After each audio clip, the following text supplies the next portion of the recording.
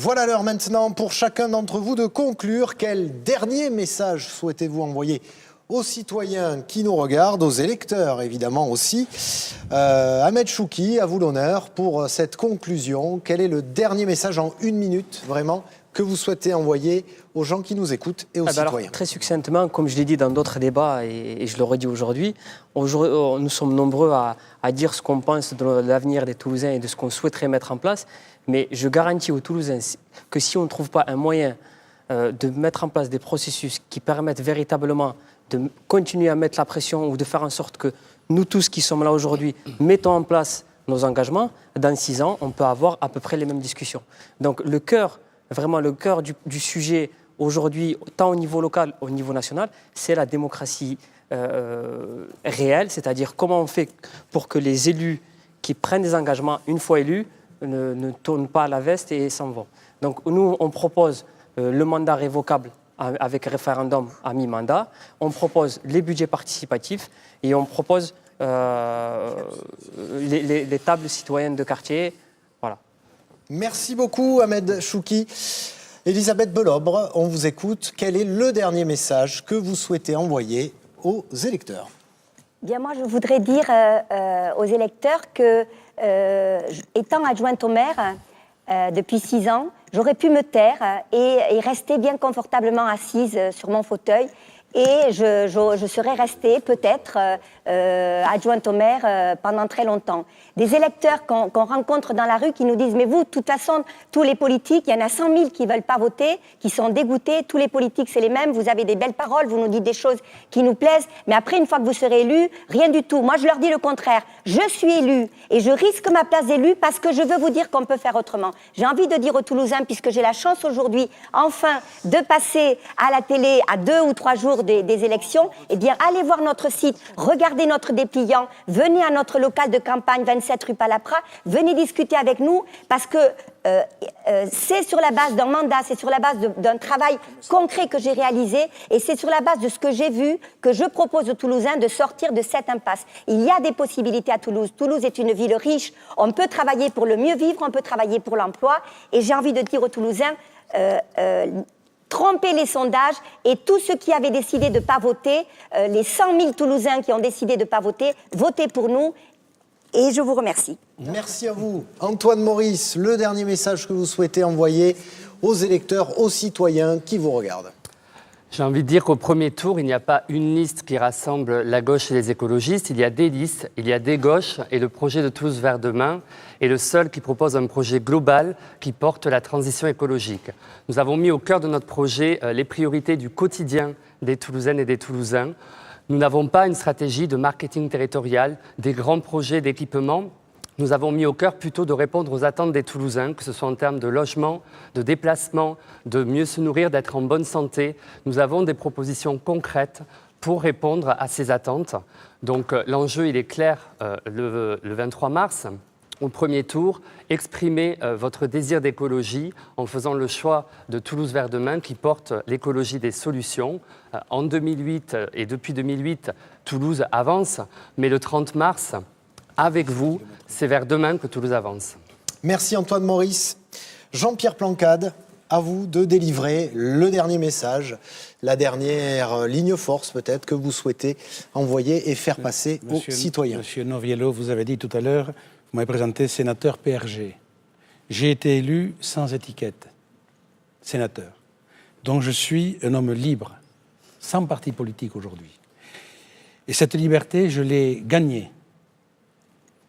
Difficilement sûrement, mais je l'ai gagnée. Nourrie, et je la protège, j'entends la protéger. Et je dois vous dire que c'est sans orgueil et avec gratitude à l'égard de ceux qui m'ont encouragé et qui me soutiennent dans cette campagne que j'ai décidé d'être candidat à la mairie de Toulouse. C'est une candidature d'un homme et d'une équipe d'hommes et de femmes qui travaillent tous les jours, qui sont eux-mêmes libres, qui n'ont qu'un seul intérêt, celui des Toulousains et de la ville de Toulouse. C'est d'ailleurs la raison pour laquelle nous avons appelé notre liste « Aimer Toulouse ». Merci Jean-Pierre Plancade. Je me retourne maintenant vers Pierre Cohen. Pierre Cohen, quel est le dernier message que vous souhaitez envoyer aux citoyens qui nous regardent? Bien d'abord, nous vivons une crise de société sans précédent et donc Ce rendez-vous des municipales est un rendez-vous où les valeurs républicaines doivent être exprimées et en particulier la liste que je présente rassemble à la fois des personnes de progrès, de gauche, des occitanistes, des écologistes, et donc il y a nécessité d'être au rendez-vous des valeurs. Donc je demande évidemment aux Toulousains de venir. Nous avons tenu nos engagements et donc nous pouvons repasser un pacte avec les Toulousains. Pour les 6 ans, nous faisons des propositions qui nous amènent à relever les grands défis. Les défis de l'économie et de l'emploi, malheureusement souvent peu évoqués alors que c'est certainement une des priorités. Le défi de la transition écologique avec en particulier une responsabilité que nous avons en termes de transition énergétique. Mais c'est aussi la façon dont on a parlé du vivre ensemble. Aujourd'hui, il n'y a pas de grandes déclarations, c'est aussi de montrer comment on recrée un tissu social, comment on recrée un espace public où les gens se retrouvent, créer un véritable lien, se respecter, se reconnaître. Donc certains font des promesses. En ce qui me concerne, je prends des engagements pour répondre évidemment aux défis de Toulouse, mais surtout aux attentes des Toulousains. Merci à vous. Jean-Luc Moudenc, quel est le dernier message que vous souhaitez envoyer aux électeurs? Mes chers concitoyens, je vous propose un nouvel élan pour Toulouse. Bâtissons la métropole de demain au service de l'emploi, des entreprises, de l'économie, avec les chercheurs, avec les universités, avec la culture, avec de grands projets, la 2e rocade, la 3e ligne de métro, avec aussi les berges de la Garonne réaménagées, l'île du Ramier, le canal du Midi. Et puis, améliorons tout de suite votre vie quotidienne. Davantage de sécurité, de propreté, d'éclairage public, de réactivité de la collectivité, les maires de quartier rétablis à votre service, davantage de vert dans la ville, un urbanisme à visage et à taille davantage humaine. Pour tout cela, je vous présente une équipe nouvelle, une équipe renouvelée très largement, une équipe rajeunie, une équipe rassemblée, une équipe ouverte à la société civile dans des proportions qu'aucune autre grande ville de France ne connaît, 50%. Alors, avec ce projet, avec cette équipe, j'ai besoin de votre confiance. Créons la dynamique dès dimanche soir pour l'emporter le tour d'après. Merci Jean-Luc Moudenc. Serge Larose, c'est maintenant à vous de délivrer le dernier message que vous souhaitez faire passer aux électeurs. Merci. Je m'adresse aux électeurs toulousains pour leur dire, si vous considérez que l'insécurité qu'il y a à Toulouse et en France est supportable, si vous pensez que le chômage l'est également, que votre pouvoir d'achat se porte bien, que le changement d'identité de notre pays, notre ville, c'est très bien, c'est très positif, ça n'est pas gênant, etc., eh bien, à ce moment-là, aucune hésitation. Vous votez pour M. Cohen, qui est le représentant ici de M. Hollande, de M. Harlem Désir, de Mme Taubira et d'autres, ou bien vous votez pour M. Moudenc, qui est le représentant de M. Sarkozy, M. Copé, M. Fillon. Et sinon, si vous pensez que la France va très mal et que ceci est dû à la politique qu'ils ont menée depuis 40 ans, eh bien votez pour la liste qui remettra notre pays petit à petit, et notre ville sur les chemins de la Renaissance. Un petit mot, si vous permettez, je voudrais m'adresser à M. Ahmed Chouki. Très rapidement, pour rétablir toute la mauvaise image qu'on tente de donner du Front National.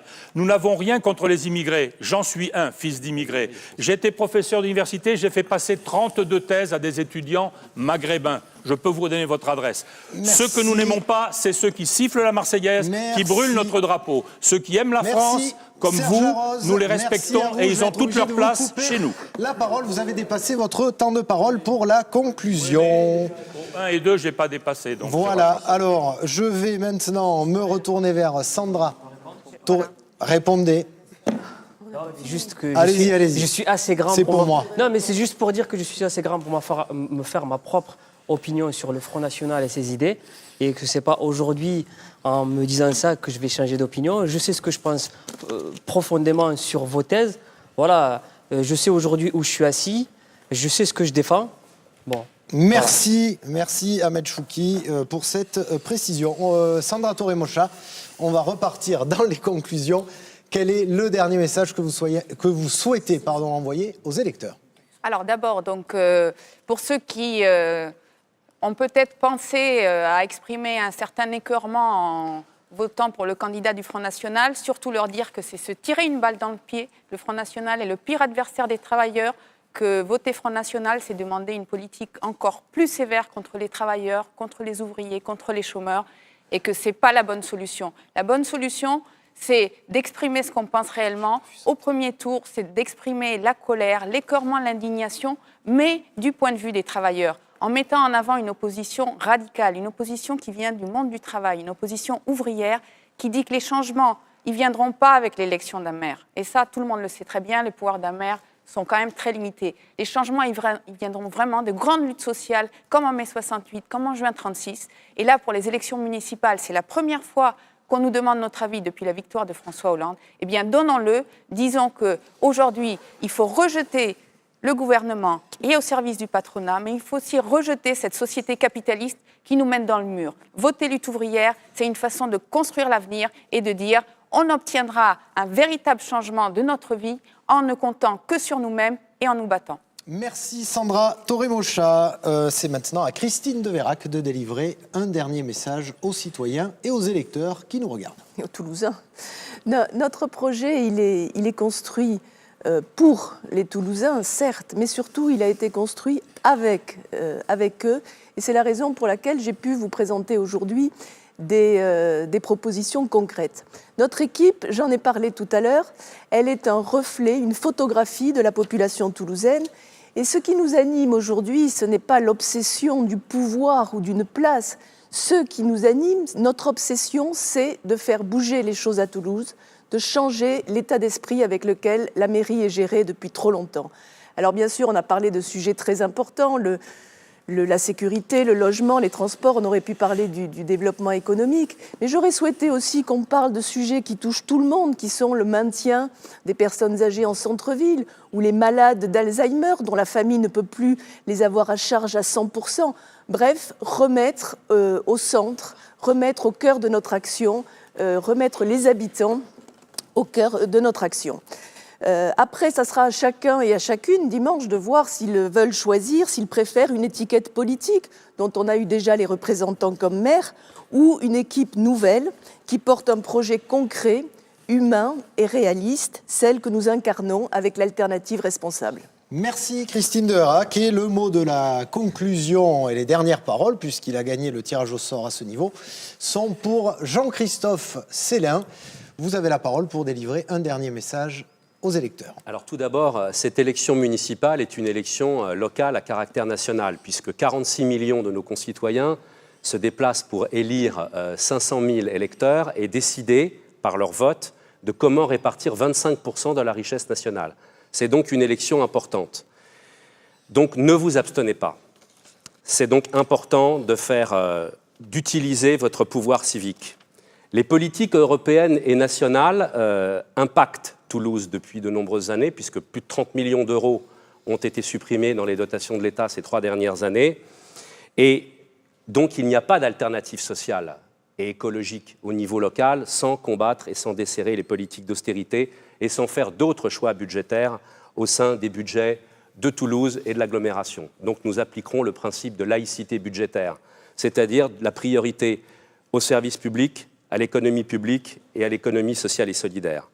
Beaucoup proposent ici d'accompagner les politiques libérales au niveau local. Nous vous proposons d'exprimer vos exigences, votre colère, mais aussi vos espoirs, par un vote de résistance qui a déjà existé dans les urnes à la présidentielle, qui existe dans les luttes parce que nous sommes toujours présents dans les luttes et qui continuera à exister dans les institutions au niveau local, car nous continuerons ce combat au sein du conseil municipal et au sein du conseil d'agglomération. Merci à vous 10 d'avoir accepté ce débat. Bonne fin de campagne à chacun d'entre vous. Merci à Jean-Marc Pérez de nous avoir permis de faire le point sur chacun des thèmes abordés. On retrouve évidemment tous les résultats des élections en Haute-Garonne sur France Bleu Toulouse.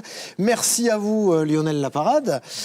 Dès lundi également tous les résultats du scrutin dans la dépêche. Et puis les meilleurs moments du débat également demain sur France Bleu chez nous et chez vous.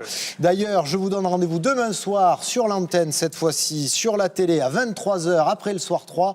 On revoit les meilleurs moments de ce débat ensemble et on les analyse avec un club de la presse. Merci à vous de nous avoir suivis. Un remerciement spécial à Fabrice Valéry, qui est le rédacteur en chef du web chez nous. Et à demain soir, donc 23h sur France 3 Midi-Pyrénées.